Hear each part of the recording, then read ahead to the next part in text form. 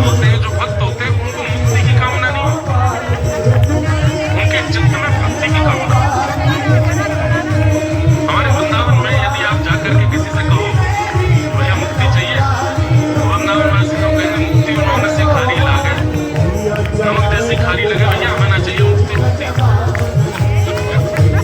मोक्ष की कामना ब्रजवासी नहीं करते।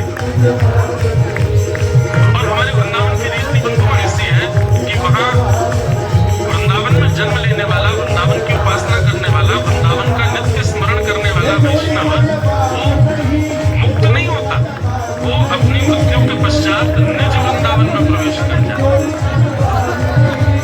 वृंदावन और निज वृंदावन में अंतर क्या है? आप जिस वृंदावन का दर्शन करते हैं वहां बिहारी जी बैठे हैं, राधा वल्लभ जी बैठे हैं, राधा रमण जी बैठे हैं, गोवर्धन नाथ के दर्शन है, यमुना जी बह रही है, संत रसिक जन अपनी अपनी कुटियाओं में बैठे कीर्तन कर रहे हैं, हजारों लाखों की तादाद में वैष्णव दर्शन कर रहे हैं। ये आज का वृंदावन है। और निज वृंदावन क्या है? निज वृंदावन बिल्कुल विपरीत है। राधा रमण जी का मंदिर तो है, पर जब आप राधा रमण जी का दर्शन करोगे तो श्री राधा रमण लाल जी अंदर स्थिर नहीं बैठे होंगे, कहो तो ऊपर बैठे होंगे, कहो तो नीचे बैठ करके, कहो तो रसोई घर से सामग्री लेके खा रहे होंगे, कहो तो कीर्तनियान के संग बैठ करके बाजो बजा रहे होंगे, कहो तो नृत्य करतान के संग नृत्य कर रहे होंगे। मतलब निज वृंदावन में ठाकुर सचल है, अचल नहीं है। बिहारी जी के मंदिर में जाओगे निज वृंदावन में, तो सामने जब आप गर्भगृह में दर्शन करोगे तो कहो तो बिहारी जी आपको ऐसे सुख आसन में बैठे दिख जाएं और आपसे कहेंगे अरे अकेला आए हो, कछु लेके ना आए हो, मेरे काज कहा लेके आए हो, जल्दी बता। बिहारी जी स्वयं बात करेंगे।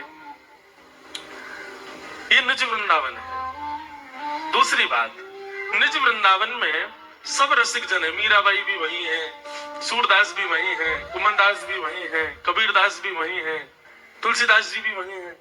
वहां निज वृंदावन में जिन संतों के रसिकों की हम चर्चा सुनते हैं वो सब निज वृंदावन में। निज वृंदावन में यमुना जी का जो जल है वो ऐसा लगेगा मानो केसर युक्त जल बह रहा हो, उसमें से मंदम मंदम सुगंधी आ रही है। निज वृंदावन के जो रज कण हैं वो किसी मणि से कम नहीं है। निज वृंदावन में वृक्ष वल्लरी भी श्री राधा कीर्तन कर रहे हैं। तो हमारे वृंदावन की रीति ऐसी है कि वृंदावन में जिसका जन्म होता है या फिर वृंदावन में जो प्राण त्यागता है उसको निज वृंदावन की प्राप्ति होती है, वो निज वृंदावन में जाता है।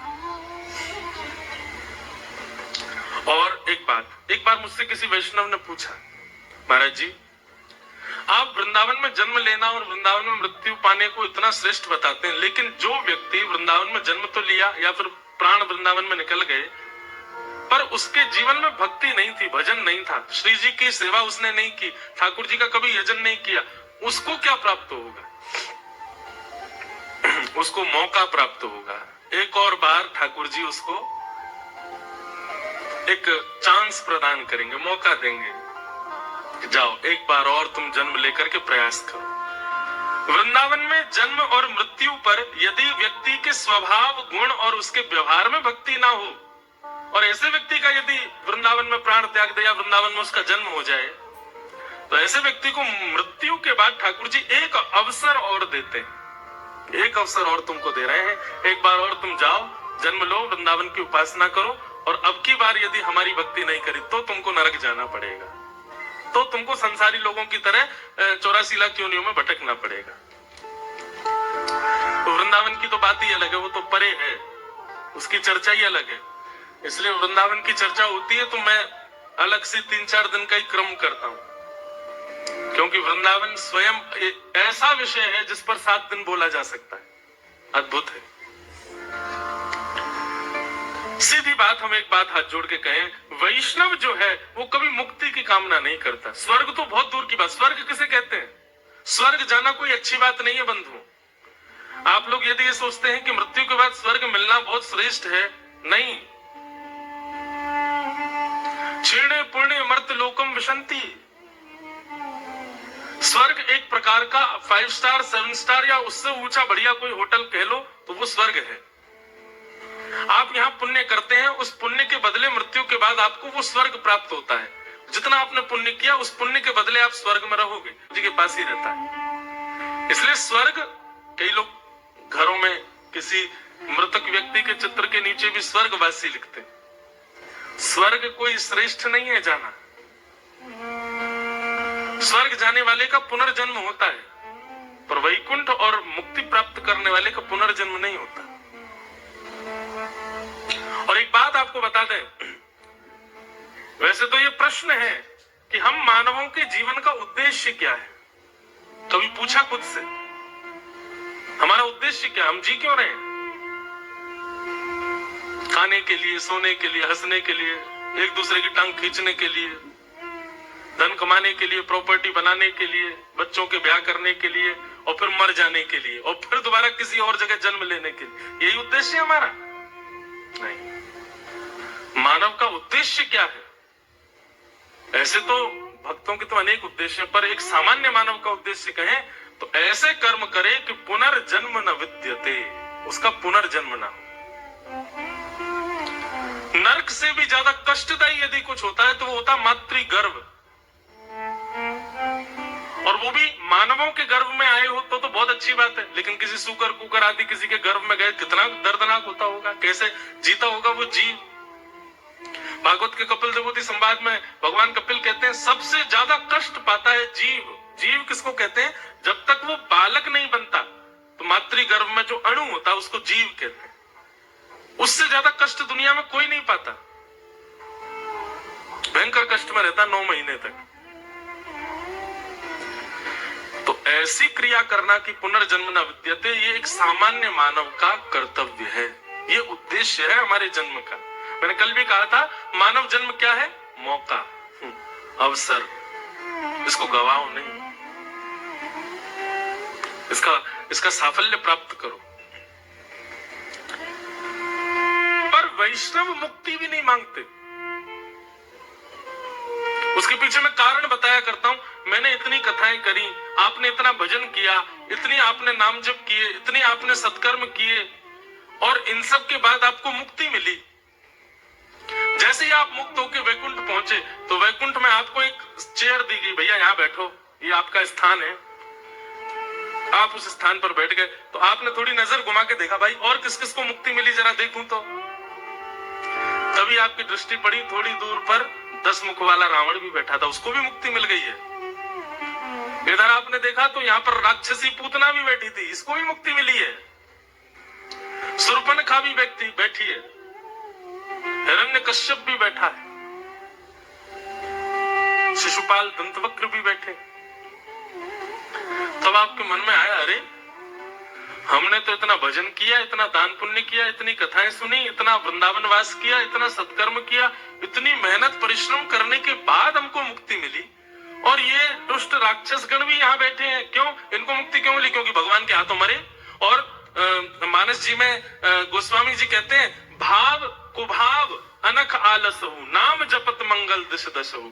जरूरी नहीं है कि भाव से नाम जपने वाले कोई मुक्ति मिलती है, कुभाव से भी नाम जपे उसको भी मुक्ति मिल जाती है। रावण भले ही राक्षस था, लेकिन कुभाव से ही सही 24 घंटे चिंतन में राम राम राम राम चलता ही रहता था, इसलिए मुक्ति मिली। आप कहोगे यार हम इतने भजन किए, इतने सब कुछ किए, उसके बाद भी मिले कहां? बैठे कहां? पूतना के बगल में। इसलिए भक्त मुक्ति की कामना नहीं करते। बोले ठाकुर जी मुक्ति तो राक्षसों को भी दे देते हो आप, हमको तो भक्ति चाहिए। और भक्ति में ऐसी क्या प्रधानता है? बोले मुक्ति में तो समूह को ठाकुर जी दिखते हैं, पूरी भीड़ को ठाकुर जी का दर्शन होता है, पर भक्ति में तो किसी एक के लिए ठाकुर जी आते हैं। एक तो होता है कि पूरे गुना शहर को प्रधानमंत्री ने अपने ऑफिस में बुलाया और महाराज कम से कम 10,000 चेयर लगवा दी और एक साथ मंच पे आके सबसे मिल ली। लेकिन एक बात होती है कि गुना के किसी एक व्यक्ति से मिलने के लिए अपने चार्टर प्लेन से वो आए, जेट प्लस सिक्योरिटी लगा दी, पूरा गुना शहर बंद, और एक व्यक्ति के घर जाके वो चाय पी। दोनों में विशेषता क्या है? दोनों में श्रेष्ठ कौन है? एक व्यक्ति से मिला। तो मुक्ति और भक्ति में यही अंतर है। मुक्ति का मतलब है समूह के साथ भगवत दर्शन, और भक्ति का मतलब है आपके एक के लिए ठाकुर जी आपके पास आए, एकाकार दर्शन। इसलिए हमें मुक्ति की कामना नहीं।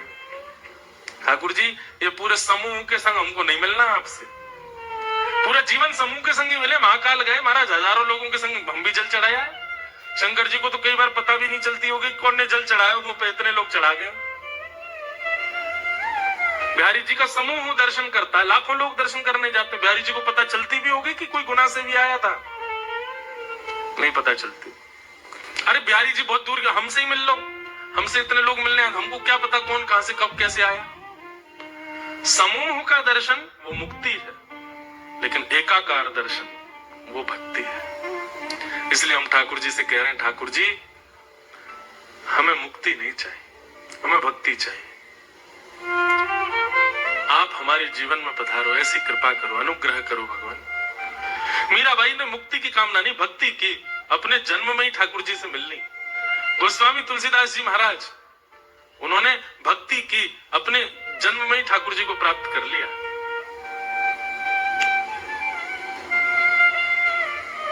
बादशाह अकबर की एक पत्नी थी, उसका नाम था ताज बेगम। क्या नाम था? सब लोग इधर देखो, क्या नाम था? ताज बेगम। तो पहली बार दर्शन करने के लिए ताज गई है विराज।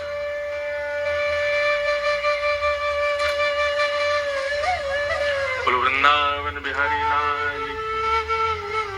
बहुत ध्यान से सुनना। ताज बेगम पहली बार अकबर के साथ गोवर्धन गई। अच्छा, अकबर के ऊपर एक चीज तो लगती है कभी कभी, अकबर के ऊपर कृपा तो थी ठाकुर जी की। वो वृंदावन भी जाता था, गोवर्धन भी जाता था तो वो अकबर ही, पर उसको संतों के दर्शन खूब हुए। स्वामी श्री हरदास जी ने बड़ी कृपा की, गोसाई विठलनाथ जी का बड़ा आश्रय प्राप्त हुआ अकबर को। था तो वो मुगल, लेकिन उसके शासन में, अब मेरे पढ़ने में ना आई हो तो बात अलग है, लेकिन जहां तक मैंने देखा कि उसने कभी मंदिरों को और किसी भी हिंदू वैदिक सनातनी को कभी ज्यादा कष्ट तो नहीं दिया, दर्शन आदि करने देता था सबको। आपके ओरछा के राजा मधुकर शाह जी भी मित्र थे अकबर के। तो अकबर ऐसे कभी कभी दिग्विजय के लिए घूमने जाता था, गोवर्धन गया, गोसाई जी से प्रार्थना की कि हमको श्रीनाथ जी का दर्शन करना है। गोसाई जी बोले देखो हमारे मंदिर का निधान है, विधान है कि केवल वैदिक हिंदू ही भीतर प्रवेश कर सकते हैं भगवान, तो आपको दर्शन की यदि इच्छा है तो हमने एक ना मंदिर में खिड़की बनवा रखी है, वहां से हम दिखा देंगे ठाकुर जी आपको। अकबर बोला वहीं से दिखा दो। तो अकबर ने वहां से ठाकुर जी को देखा, ठाकुर जी को दर्शन करके वो चला गया। जैसे ही ताज बेगम बैठी उस खिड़की में, और जैसे ही उस झरोके में से ठाकुर जी को देखा, अब तो स्थिति हो गई कि नेत्र बंद करे और वही छवि दिखाई दे ठाकुर जी की। यही पीछे जो छवि, ये गोवर्धन नाथ स्वरूप ठाकुर जी का, यही छवि दिखे। अब तो वो जहां जाए उसको वृक्षों की भी आकृति ऐसी दिखाई दे, उसको मयूरों की आकृति भी ऐसी दिखाई दे, वो रोटी भी देखे तो रोटी की आकृति भी ऐसी दिखाई दे। जहां देखे जित देखूं उतित श्याममयी, जहां देखे वहां श्याम सुंदर दिख रहे हैं। अब इसको आप क्या कहोगे बताओ? ताज बेगम का ना तो संग अच्छा, ना कुल अच्छा, ना परवरिश अच्छी, लेकिन फिर भी ठाकुर जी के प्रति प्रेम। इसको ये कहते हैं कि ताज बेगम नहीं गई है ठाकुर जी के पास, ताज बेगम का मन नहीं लगा है, ठाकुर जी का मन लग गया है ताज बेगम। ये कहते हैं, इसको कहते हैं भगवत प्रीति। एक तो होता है हमको ठाकुर जी प्रिय लगते हैं, एक होता है ठाकुर जी को हम प्रिय लगे। ये कथा आदि इसलिए है भैया, हम लोग ताज बेगम जैसे तो नहीं है। ताज बेगम का जरूर पूर्व जन्म का कोई सत्कर्म हुआ होगा कि ठाकुर जी को प्रिय लगी, पर ये कथा आदि हम इसीलिए सुनते हैं ठाकुर जी को हम प्रिय लगे, हमें देख के ठाकुर जी रीझ जाए। ताज बेगम को खूब ज्वर चढ़ने लगा, बुखार आने लगा। बादशाह ने खूब वैद्य बुलाए, हकीम बुलाए, लेकिन कोई ठीक नहीं कर पाया। एक दिन बादशाह से जाकर के ताज बेगम ने अपने मन की बात कही, बादशाह हमारा ज्वर ठीक नहीं होगा, क्योंकि ये कृष्ण विरह का ज्वर है। जब से हम आपके साथ गोवर्धन गए और जब से हमने त्रिभंग लली श्याम सुंदर को देखा, तब से सब जगह हमको वही दिखाई देते हैं। हमें लगता है हमारा जन्म आपके सेवा के लिए या किसी और कार्य के लिए नहीं, हम उन्हीं के लिए पृथ्वी पर आए। आप कृपा करके हमको वृंदावन भेज दो। अकबर ने पहले तो बहुत मना किया, लेकिन बाद में ताज बेगम की बात मान करके अकबर ने उनको वृंदावन जाने की आज्ञा दे दी। ताज बेगम वृंदावन आ गई और वृंदावन में रह करके ठाकुर जी का नित्य दर्शन करती थी। अच्छा, एक बड़ी सुंदर घटना है, ऐसी दो तीन लोगों के साथ हुई है। ताज बेगम को मंदिर में प्रवेश तो था नहीं, वो मंदिर में जाने तो देते नहीं थे, लोग बाग डरे रहते थे अगर मुगलानी है कहीं भीतर जाकर के कुछ गलत अनर्थ कर दे तो मंदिर अपवित्र हो जाएगा, तो उसको बाहर ही रोक दिया जाता था। लेकिन उसकी भक्ति इतनी प्रबल थी कि वो दर्शन करके आने वालों से पूछती थी श्याम सुंदर कैसे लग रहे हैं, तो बताते बोले आज ऐसा मुकुट पहना है, आज कानों में ऐसे कुंडल पहने हैं, गले में ऐसे हार पहने हैं, ऐसी पीतांबरी पहनी है, ऐसी पजम्मी पहनी है। तो उन्हीं का चिंतन करती थी, सुन करके ऐसे ठाकुर जी लग रहे होंगे। और कभी कभी ठाकुर जी की वैसी आकृति रेत में बनाती और वहीं दर्शन कर लेती। बोले वाह श्याम सुंदर आज आप ऐसे लग रहे हो। धीरे धीरे ताज बेगम की स्थिति इतनी ऊंची हो गई कि अब ताज बेगम किसी से पूछती नहीं थी, अपने नेत्र बंद करके अपने आप ही एक आकृति बनाती थी और दर्शन करके आने वाले से कहती थी सुनिए आज ठाकुर जी ने नीली चोली पहनी है, आज ठाकुर जी ने गले में मोतियों की माला पहनी है, आज ठाकुर जी ने ऐसी पाग पहनी है, कानों में मत्स्याकृत कुंडल पहने हैं, हाथों में सोने के कड़ूले पहने हैं। और दर्शनार्थी बता हाँ बिल्कुल ठाकुर जी ने ऐसे ही पहने, तो ताज बेगम आनंदित हो जाती, जय हो मेरे लाल। अब ताज बेगम को मंदिर जाने की आवश्यकता नहीं थी, वो नेत्र बंद करती थी और ठाकुर जी का प्रत्यक्ष दर्शन होता था। मैं कभी कभी एक मेरे ऊपर एक कृपा हुई ठाकुर जी की, वो सुनाया करता हूं, बहुत ध्यान से सुनिएगा बंधु। भक्ति की प्रधानता,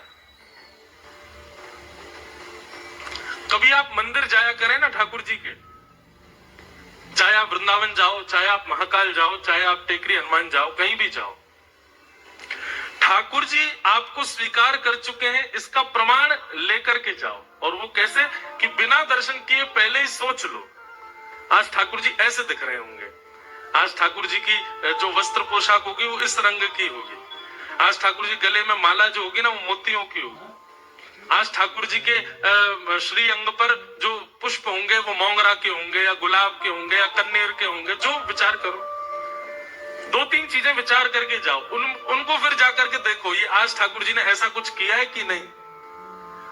अगर एक वस्तु भी आपके मनोभाव से मिलती हुई ठाकुर जी ने धारण की हो तो समझ जाना ठाकुर जी आपसे प्रसन्न हैं। हमारे प्यारे गिरधर लाल जी का प्रथम जन्मोत्सव हुआ नाथ द्वार में। तो नाथ द्वारा में नियम क्या था कि कथा सुबह होती थी, शाम को उत्सव होता था। हम इतने व्यस्त हो जाते थे उत्सव में कि मैं नाथ द्वारा श्रीनाथ जी दर्शन करने नहीं जा पाता था। पर एक बालक को हमने अपनी तरफ से नियुक्त किया था, भाई रोज तुम जाना और दर्शन करके हमको बताना आज ठाकुर जी लग कैसे रहे।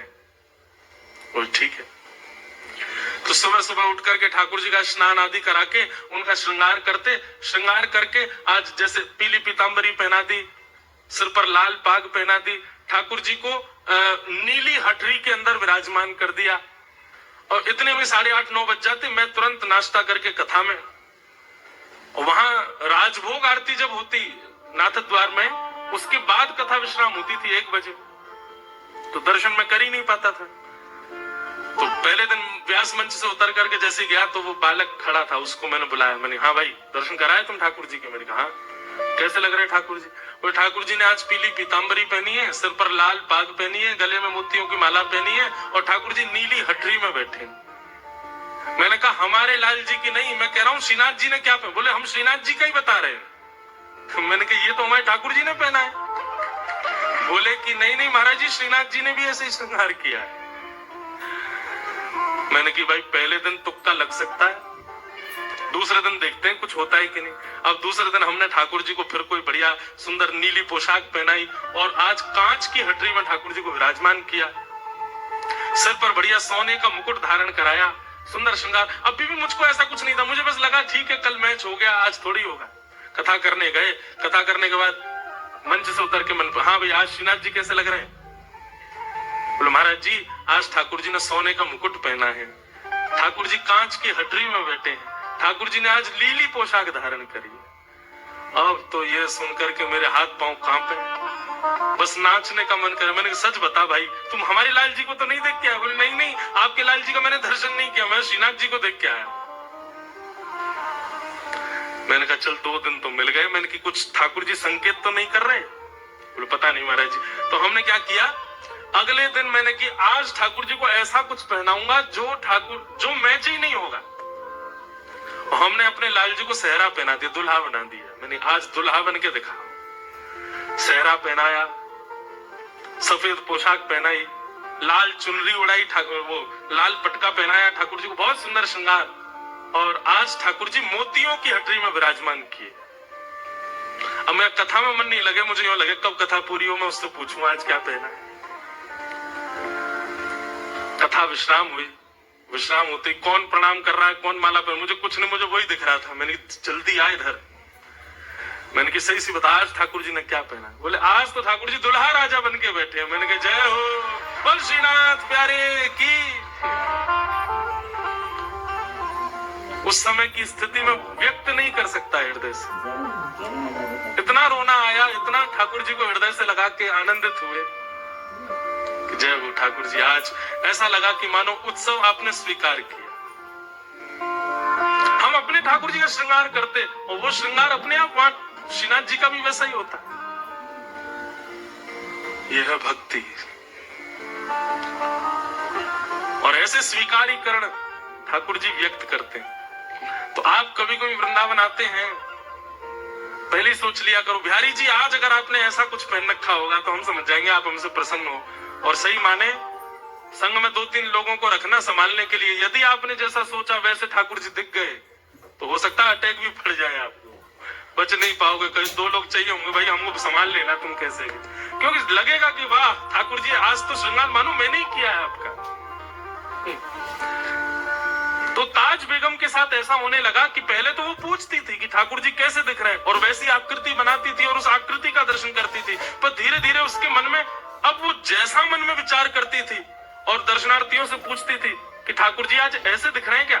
सब कहते बोले हाँ ऐसे ही दिख रहे हैं। ताज बेगम खूब नाचती।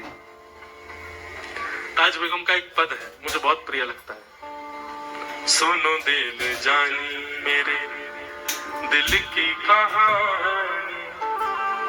मुगल थी ना इसलिए मुस्लिम शब्द है, उर्दू शब्द है उसके पद में। सुनो दिल जानी मेरे दिल की कहानी, तेरे हाथ हूँ बिकानी, तेरे हाथ हूँ बिकानी, बदनाम भी सहूंगी। सुनो दिल जानी मेरे देव पूजा खानी में, नवाज हूँ भुलानी तजे, कमला कुरान तेरे गुणन गहूंगी मैं। सुन दिल जानी दिल की कहानी, तेरे हाथ हूँ बिकानी, तेरे हाथ हूँ बिकानी, बदनाम भी सहूंगी। सुन दिल जानी नंद के कुमार कुर्बान तेरी सूरत पे, नंद के कुमार कुर्बान तेरी सूरत पे, हो तो मुगलानी हिंदुआनी रहूंगी। सुन दिल जानी दिल की कहानी, तेरे हाथ हूँ बिकानी, तेरे हाथ हूँ बिकानी, बदनाम भी सहूंगी। सुन दिल जानी सांवला सलोना सिर ताज सिर कूले दे, सांवरा सलोना सिर ताज सिर कूले दे, तेरे नेह दाग में निदाग हूँ रहूंगी। सुन दिल जानी दिल की कहानी, तेरे हाथों बिकानी बद नाम भी सहूंगी, सुन दिल जाने। ये बादशाह अकबर की पत्नी ताज बेगम, उनका जो शरीर शांत हुआ ना, वो कथा भी बड़ी विलक्षण है। होली का दिन पूरे ब्रजमंडल में रंग धमार हो रही थी और ताज बेगम अपनी कुटिया में बैठे बैठे ठाकुर जी का दर्शन कर रही है। लेकिन आज के दर्शन में यह था कि सब दिख रहे हैं लेकिन उसको ठाकुर जी नहीं दिखाई दिए। बहुत ध्यान से सुनना। ताज बेगम एक पद लिखती है धमार का, आज भी नाथद द्वार में होली वाले दिन जब ठाकुर जी के कपाट खुलते हैं ना, तो ताज बेगम की धमार गाई जाती है ठाकुर जी के आगे, जो ताज बेगम ने लिखी, अपने अंतिम शब्द थे उसके। मुझे याद नहीं है पूरी धमार, पर बहुत बहुत अच्छी धमार है वो। बहुरी ढप बाज रहे, ऐसे उसका प्रारंभ है, बहुरी ढप बाज रहे। ढप बजते हैं ना हमारे वृंदावन में जब होली होती है, तो गाते गाते वो पूरे ब्रज का वर्णन करती है। नंद बाबा अबीर उड़ा रहे हैं, यशोदा मैया गुलाल उड़ा रही हैं, गोपियां एक दूसरे के गाल पे गुलाल लगा रही हैं। अरे कहां तक गए, गैया भी एक दूसरे से अपने अंग को रिगड़ करके होली खेल रही हैं। ग्वाल बाल सब यमुना जी में कूद रहे हैं। इस प्रकार पूरे ब्रज का दर्शन करते हुए अचानक लिखते लिखते वो रुक गई। 5-6 पंक्तियां लिख दी, लेकिन अभी तक ठाकुर जी नहीं दिखाई दिए उनको। सब दिख गए। सबके वर्णन करते करते करते करते करते तभी ताज बेगम के मनोभाव में दर्शन दिखता है कि असंख्य गोपियां सुंदर गुलाल अबीर उड़ा रही हैं। गुलाल के एक जैसे मानो कोहरा जैसे पड़ता है, ऐसे गुलाल का कोहरा पड़ रहा है और उसमें मधुर मोर पिच्छ दिखाई दे रहा है। थोड़ी सी ठाकुर जी की वंशी दिखाई दे रही है। नीलांबर ठाकुर जी लाल लाल गुलाल के बीच में से जैसे ही निकल करके आए, ताज बेगम को लगा मानो प्रत्यक्ष ठाकुर जी सामने आ गए। और वो दर्शन करते ही आधा अधूरा पद लिखा था, वहीं ताज बेगम के प्राण निकल गए। तो वर्णन करते हैं ताज बेगम अपना पद पूर्ण नहीं कर पाई और उनके प्राण निकल गए। तो जो अधूरी एक पंक्ति रह गई थी ना, उस दिन जिस दिन ताज बेगम के प्राण निकले, उस दिन आकाशवाणी हुई वृंदावन में और स्वयं श्री राधा रमन लाल जी ने अंतिम पंक्ति पूरी की। नर्तत आवत ताज के प्रभु, गावत गीत धमार। ये ठाकुर जी की पंक्ति। सब रस चर्चाएं बंधु, सबके समझने के वश की बात नहीं, पर अद्भुत है।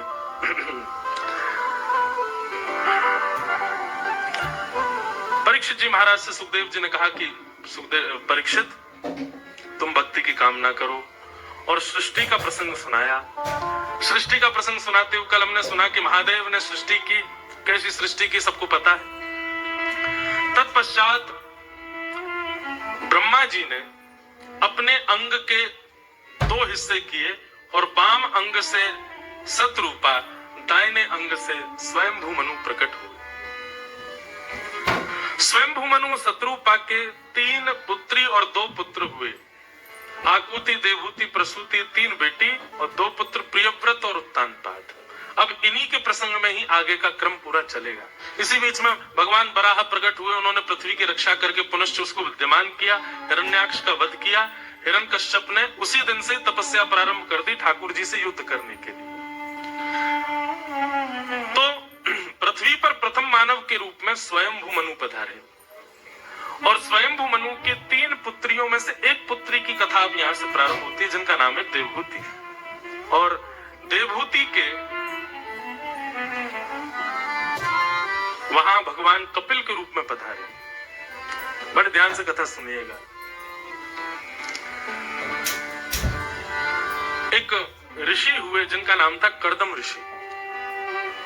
कर्दम ऋषि ने 1000 वर्ष तक तपस्या की। ये ब्रह्मा जी की छाया से प्रकट हुए थे और 1000 वर्ष की तपस्या करने के बाद जब ठाकुर जी प्रसन्न हुए, भगवान ने कहा वरदान मांगो, वर मांगो, क्या चाहिए।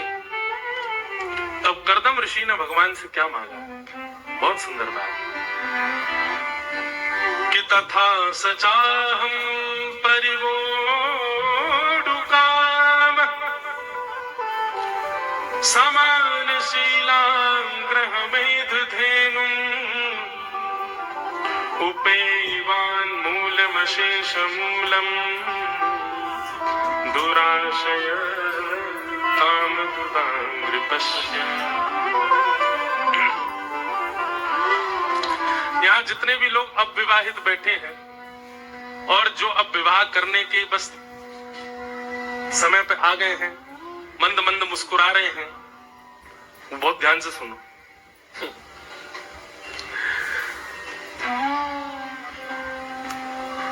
देवभूति माता ने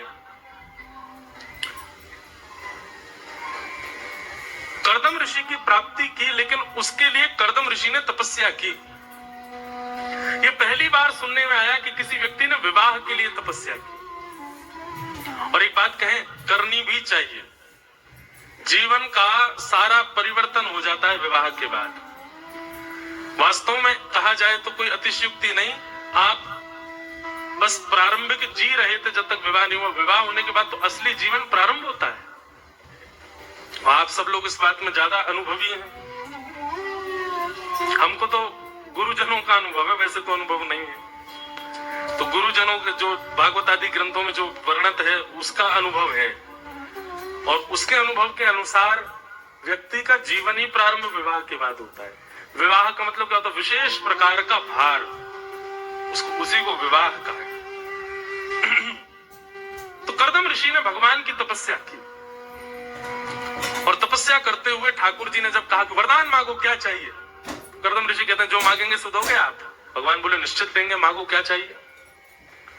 तब कर्दम ऋषि कहते हैं तथा सचाहं परिवोढु काम समानशीलां ग्रहमेधधेनुम्।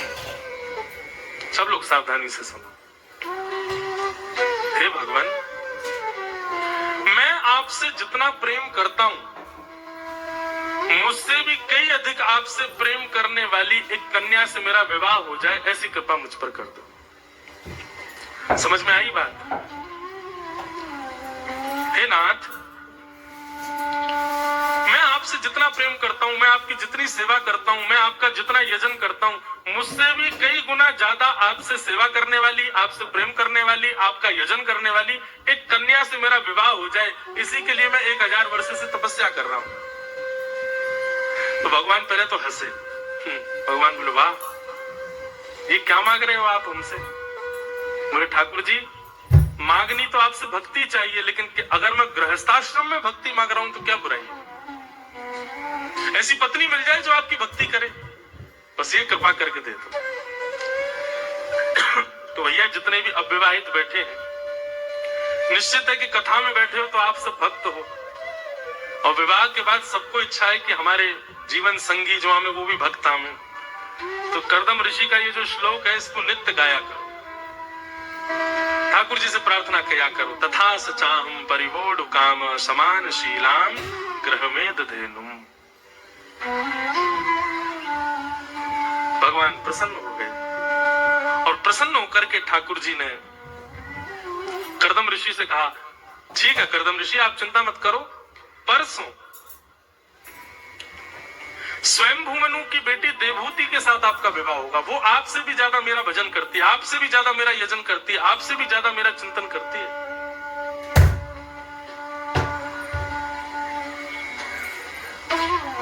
बहुत ध्यान से सुनो। कर्दम ऋषि का ये वरदान सुन करके, भगवान का ये वरदान सुनकर के कर्दम ऋषि प्रसन्न हो गए।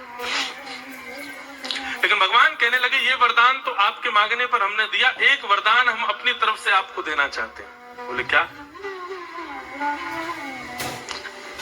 देवहूति के साथ विवाह होगा, ये हमारी तरफ से वरदान है, पर आपके यहाँ पुत्र के रूप में हम ही जन्म लेकर के आएंगे, ये हमारी तरफ से अलग से एक वरदान है।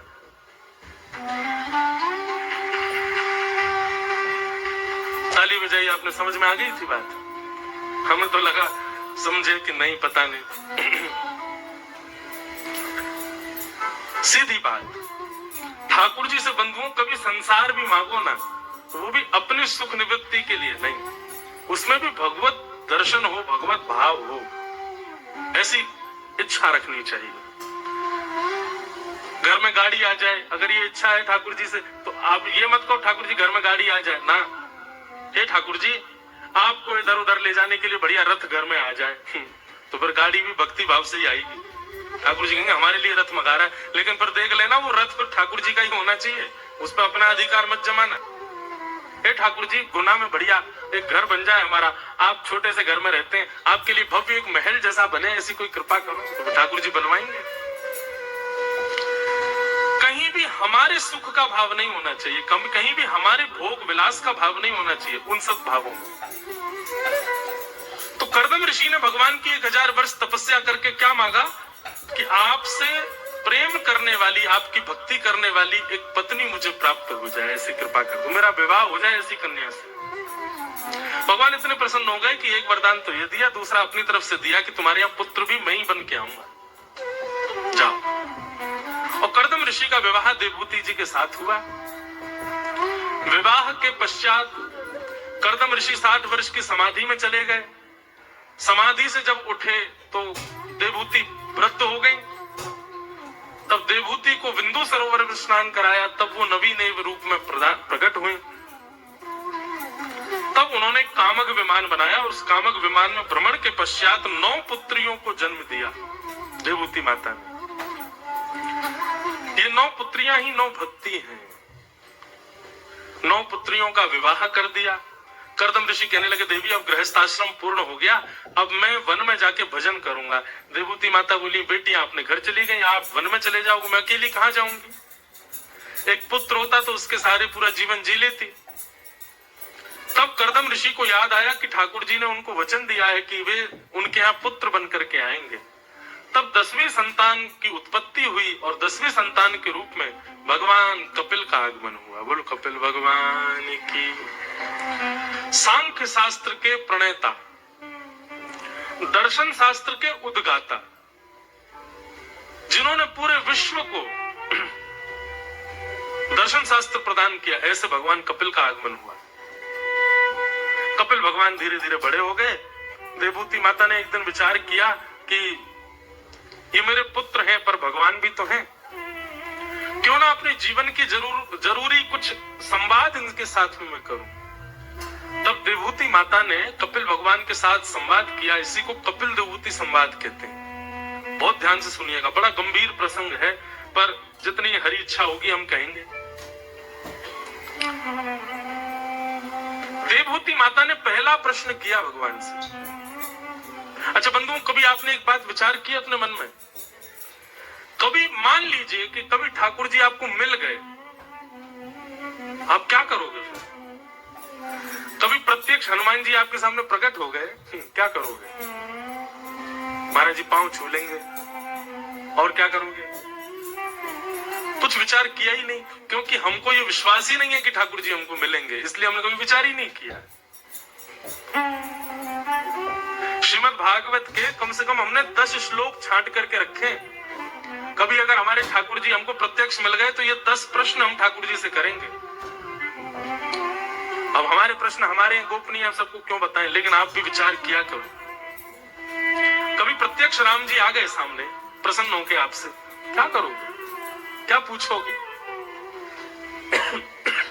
वो बात एक अलग हो जाती है कि सुध बुध नहीं रहेगी, करोगे कुछ होगा, कुछ आदि आदि, वो सब एक अलग बात है। वो आपकी तन की स्थिति देहाभिमान हो जाएगी, वो एक भक्ति की परिणति है। लेकिन ठीक है, ठाकुर जी कम से कम 5-6 घंटे के लिए आए, 1-2 घंटे थोड़े अव्यवस्थित रहोगे, लेकिन 2-3 घंटे बाद थोड़ी सुध आएगी। ठाकुर जी अपने बगल में बैठाएंगे, कहेंगे भैया कुछ कहो, इतना हमारा भजन करते हो, कुछ बोलो। क्या बोलोगे? सोच के रखा है कभी? नए नए प्रेम करने वाले जब मिलते हैं तो प्रेमी पहले से विचार कर लेता मैं क्या बोलूंगा।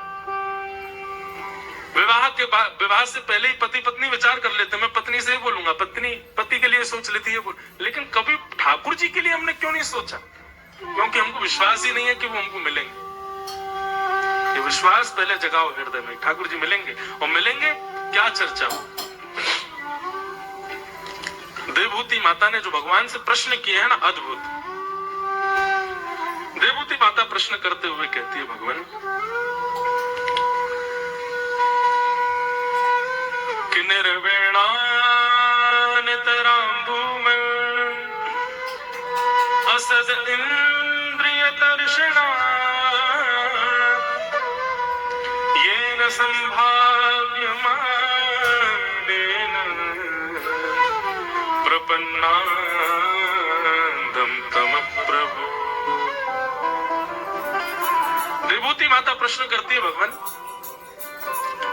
हम अपनी समस्त इंद्रियों की इच्छाओं को पूरी करते करते हार चुके हैं, पर हमारी इंद्रियों की इच्छाएं कभी पूरी नहीं होती। कृपा करके ऐसा कोई मार्ग बताओ कि हमारे चित्त में फिर कोई इच्छा ही ना प्रकट हो। आज इच्छा प्रकट हो गई रसगुल्ला खाने की, तो उसके पीछे पड़े, कैसे भी करके रसगुल्ला खाया जाए। इच्छा हो गई कि आज बेल खानी है, तो उसके पीछे पड़े। अब इच्छा हो गई घर बनाना है, तो घर बनाने के लिए धन कैसे कमाना, धन कमाने के लिए लगे हैं पूरे दुनिया में काम करने में। निश्चित ही व्यक्ति के चित्त में इच्छा प्रकट होती है और वही इच्छा ही उसको कर्म बंधन में बांधती है। ठाकुर जी, ऐसा कोई उपाय नहीं है जिससे चित्त में कोई इच्छा ही प्रकट ना हो, क्योंकि इन इच्छाओं के मारे ही पूरी दुनिया में सब लोग भाग रहे हैं। लेकिन ये इच्छाएं भी पूरी नहीं होती। आपकी इच्छा थी बस घर बन जाए और कुछ नहीं, हमारा घर बन गया, घर में आ गए, उसी दिन दूसरी इच्छा जन्म ले लेती है, ये और हो जाए, वो भी हो गया, उसी दिन तीसरी इच्छा जन्म लेती है, ये और हो जाए। कभी भी किसी के साथ ऐसा कभी नहीं होता कि वो पूर्ण रूपेण स्थिर हो गया हो कि अब मेरी कोई इच्छा नहीं, कभी नहीं होता ऐसा। महाराज जी, अब कई जगह हमारी कथा होती है तो लोग बागों के अंदर मरकट वो आता है, मरकट वैराग्य। मरकट वैराग्य कैसा होता है? बहुत जैसे शमशान लोग जाते हैं ना अर्थी लेकर के, तो जब तक शमशान घाट जा रहे हैं तब तक वैराग्य रहता है। चिता में अग्नि लगी तब तक वैराग्य रहता है, जैसे ही अग्नि ठंडी नहीं होती उससे पहले वैराग्य खत्म। थोड़ी देर का वैराग्य, इसको मरकट वैराग्य कहते हैं। कई लोगों को कथा सुनने से मरकट वैराग्य आ जाता है। आएंगे कक्ष में मिलने के लिए, महाराज जी अब आपकी कथा सुनकर के हम पूर्ण रूपेण विरक्त हो चुके हैं, अब हमारा कुछ मन नहीं है, घर परिवार में रहना नहीं है, अब आप बस अपने कथाओं में कोई सेवा बता दो, सब वैष्णव ब्राह्मण गंधर्वजन और हमारी पूरी टीम रहती, इन्हीं की सेवा कर देंगे, कोई भी एक सेवा दे दो हमको। चलो अगली कथा वहां है, वहां आ जाना। ठीक है महाराज जी, मैं बस एक चीज है, वो बेटा का ब्याह होने वाला है, उसका ब्याह करते ही आ रहा हूँ। हाँ जी, 1-2 साल हो गए हमको, फिर मिले, मैंने हो गया बेटे का ब्याह? बोला हाँ महाराज जी बेटा का ब्याह हो गया, बहुत बढ़िया बहू आ गई। मैं तो चलो आओ अगली कथा, बंबई में पहुंचो वहां पे। बस महाराज जी वो बेटे के संतान होने वाली है, संतान होते ही आ रहा हूं बस मैं, बस फिर तो ये मन में भाव आ जाएगा भैया अब तो हम बाबा बन गए, अब तो जाना ही चाहिए। नहीं ठीक है भैया। 2-3 साल बाद फिर मिल गए, मैंने कहा हाँ भाई आ जाओ अगली कथा गुना में हो रही है। मैंने क्या हुआ बेटे को? बोले बेटा हुआ है, अब स्कूल भी जाने लगा है। मैंने कहा अच्छा अब आ जाओ। बोले वो तो बाबा बोलता है महाराज जी, तो मन आता है कि बस अब क्या है, बाबा बाबा बन गए, आप जाओ भजन करो। लेकिन हमारी बेटी का बेटा वो आके बोलता ना ना अभी मत जाओ ना, मना करता है। महाराज जी बस अब क्या है, जीवन में कुछ तो है नहीं, वो नाती और थोड़ा बड़ा हो जाए, उसका ब्याह भी हो जाए, फिर तो मैं आ ही जाऊंगा। भैया ये इच्छा कभी खत्म नहीं होने वाली। आपको लगता है कि मैं इसको भोग लूंगा, इसके बाद फिर कुछ भी मेरी इच्छा नहीं होगी, नहीं ऐसा नहीं है। अग्नि में जितना घी डालोगे अग्नि उतनी तेज होती है। अग्नि केवल 2 ही तरीके से शांत हो सकती है, या तो घी डालना बंद करो या फिर पूरा घी उड़ेल दो। मतलब इंद्रियों की इच्छा केवल 2 तरीके से शांत हो सकती है, या तो भोगो ही मत, और या फिर इतना भोग लो कि उब जाओ। लेकिन ये दूसरे वाले में खतरा बना हुआ है, बहुत भोगने पर भी वो खत्म होगी ये संभव नहीं है। क्योंकि घी आप जब पूरा डाल देते हैं तो थोड़ी देर के लिए तो अग्नि शांत हो जाती है, पर थोड़ी देर बाद जब प्रज्वलित होती है तो पहले से तीव्र होती है। इसलिए एक ही उपाय है इंद्रियों की शांति का कि घी डालो ही मत अग्नि में, मतलब भोगो ही मत। इसलिए यहां पर देवभूति माता प्रश्न कर रही है, भगवान ये बंधुओं सांख्य शास्त्र है, फिलॉसफी है भागवत की, साधारण विषय नहीं सुन रहे हम लोग, कि ऐसा कोई उपाय बताइए जिससे मेरी इंद्रियां शांत हो जाए। तो भगवान इसका उत्तर देते हुए बहुत सुंदर बात कहते कि चेता खलवस्य बंधाय रतम वा पुंसि मुक्तये गुणेषु शक्तं बन्धाय रतं वा पुंसि मुक्तये। भगवान कपिल कहते हैं, मां,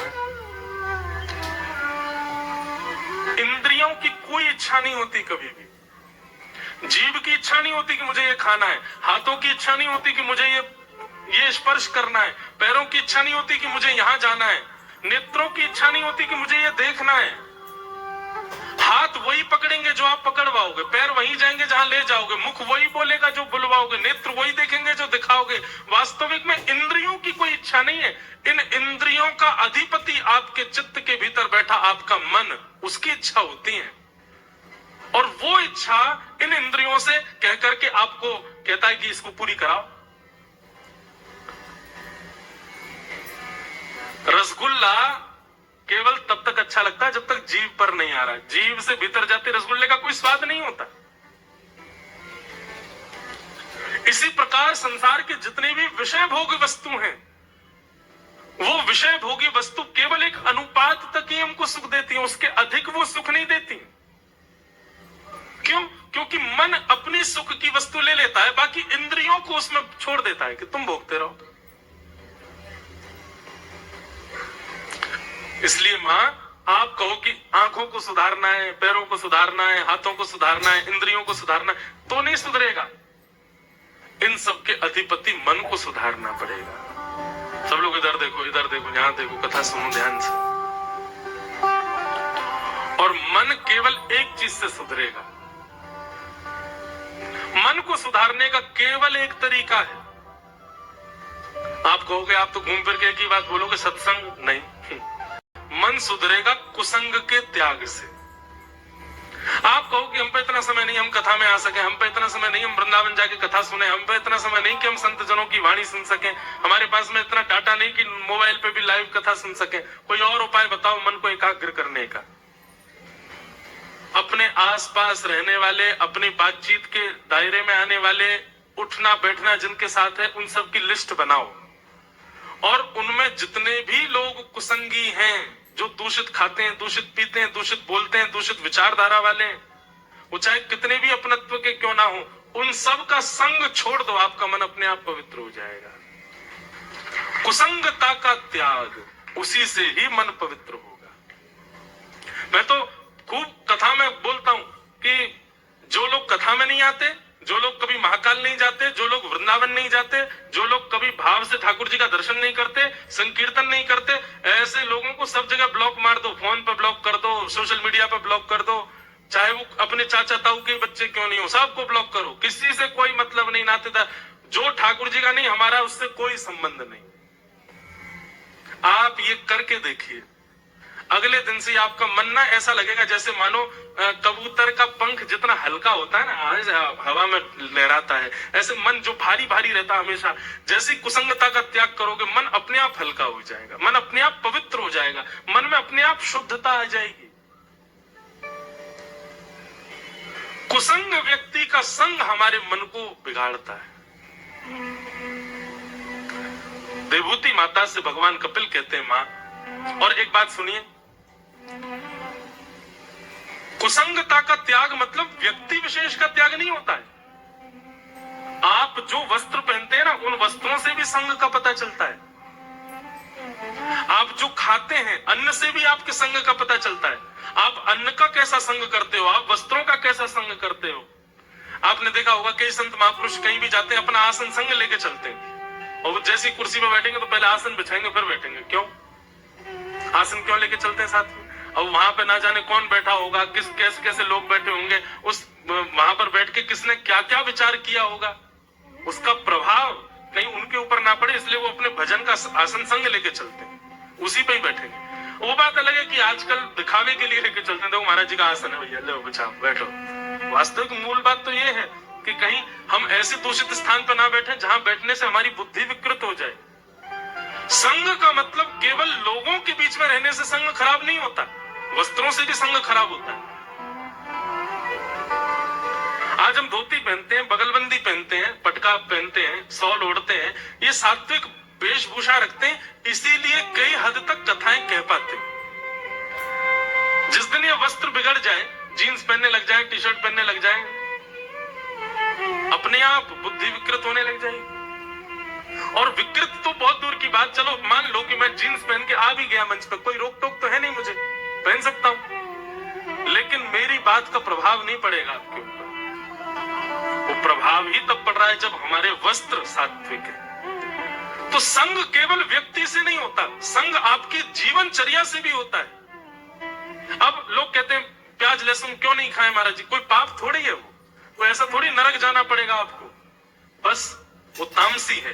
अभी 7 दिन यहाँ कथा चल रही है, तो अब आप सब लोगों का तो पता नहीं आप लोग घर जाके क्या पाते हैं, लेकिन यहाँ जितने भी हमारे आयोजक परिवार, किरार परिवार, ये लोग बढ़िया शुद्ध भोजन कर रहे हैं, सात्विक भोजन कर रहे हैं, कोई प्याज लहसुन का प्रयोग नहीं कर रहे, शुद्ध सात्विक भोजन कर रहे हैं। इसका प्रभाव इनके मन पर यह पड़ रहा है कि ये 3 घंटा बैठ रहे हैं, 24 घंटा कथा चित्त में चल रही है, रात में लाल जी का दर्शन, सुबह लाल जी का दर्शन, 24 घंटे व्यापार आदि की इतनी चिंता नहीं हो रही होगी, 24 घंटा बस ठाकुर जी का स्मरण चल रहा होगा। क्यों? सात्विक आहार है। आहार की शुद्धि, वस्त्र की शुद्धि, आचरण की शुद्धि, संग की शुद्धि, सबसे मन पर बड़ा प्रभाव पड़ता है। आप लोग पहाड़ों पर जाते हैं, नदी किनारे जाते हैं, तो वहां अपने आप मन लगने लग जाता है। क्यों? सात्विक है, वातावरण शुद्ध है। वहां पर तामसी, जितना नगरों में तामसी लोग रहते हैं, इतने तामसी लोग वहां नहीं है, इसलिए आपका मन शांत हो रहा है। पर्यावरण से भी, हम लोग कितने घरों में जाते हैं, लोग बाग बुलाते हैं, सत्य बता रहे हैं, घर में पैर रखते ही अनुभव हो जाता है कि घर कैसा है, यहाँ के लोग कैसे हैं, क्या खाते होंगे, क्या पहनते होंगे, क्या पीते होंगे, विवाद चल रहा होगा, भाई भाई लड़ रहे होंगे, सब पता चल जाता है। और ऐसे घर में फिर बैठने का बहुत ज्यादा देर मन नहीं करता, बस होता है बस प्रणाम करें, चलो धन्यवाद, चलो। और कहीं कहीं ऐसे घरों में भी जाते हैं, वहां बैठ करके बस लगता है कि कोई तकिया दे दे, यहीं सो जाए, इतना सुख मिल रहा है, चित्त को इतनी शांति मिल रही है, इतना बढ़िया लग रहा है। अभी सबके साथ होता है कि नहीं? हमारे साथ तो होता है ऐसा। मुझे घर में जाने से, नगरों से भी मुझे वो होती है, नकारात्मक सकारात्मक भाव आने लगते हैं। कई भारत के ऐसे नगर हैं, वहां पहुंचते ही ऐसा लगता है यहाँ कथा कब पूरी हो जाए यहाँ से। और कई नगर ऐसे, वहां ऐसा लगता है कि अरे 8 दिन हो गए पूरे, अरे और 10-15 दिन और कथा चलती रहती है, आनंद आता। ये सब संग दोष है, और इन सब की शुद्धि से मन पवित्र होता है मां। लेकिन हम इतना तो नहीं सुधार सकते कि भाई वस्त्र भी सुधार लें, सब कुछ सुधार, कम से कम इतना तो सुधार कर सकते हैं कि ऐसे व्यक्ति का संग त्यागो जो ठाकुर जी से संबंध नहीं रखता, जो ठाकुर जी की कथा से संबंध नहीं रखता। यहां से प्रारंभ करो। और भगवान कपिल कहते हैं ये 5 लक्षण जिसमें हो उसका संग करो। कौन कौन से 5 लक्षण? कि तितिक्षवः कारुणिका, सुहृद सर्वदेहिनां, अजात शत्रवः शांता, साधव साधुभूषणा। बहुत ध्यान से सुनिएगा।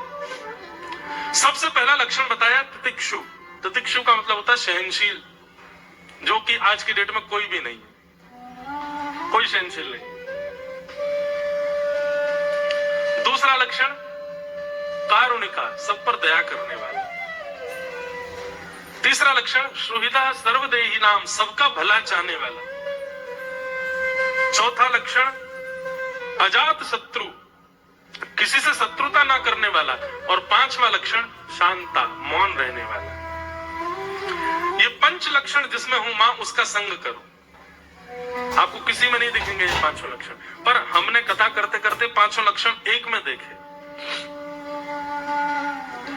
दोबारा सुनिए और विचार करो ये 5 लक्षण किसमें है? सहनशीलता, दया, सबका भला चाहने वाला, किसी से शत्रुता ना मानने वाला और शांत रहने वाला। ये 5 लक्षण आपने किसी में देखे? 5 एक में नहीं, पर कथा करते करते हमको एक में ये 5 लक्षण दिखे, और वो है जगत जननी श्री गौ माता। गैया में ये 5 लक्षण होते हैं।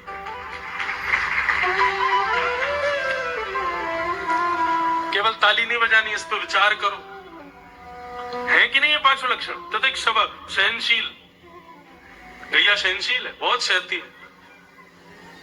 दूसरा, कारुणिका, सब पर दया करती है। कसाई भी जब पकड़ के ले जाते हैं तो मारने से पहले सोचते हैं थोड़ा दूध निकाल लो, मिल जाए चाय बना लेंगे, और अपने हत्यारों को भी दूध दे करके उन्हीं के हाथों मर जाती है। कारुणिका। सुहृदः सर्वदेही नाम, सबका भला चाहती है, केवल मेरे बच्चों का पेट भरे ऐसा नहीं, जो पिए सबको देती है।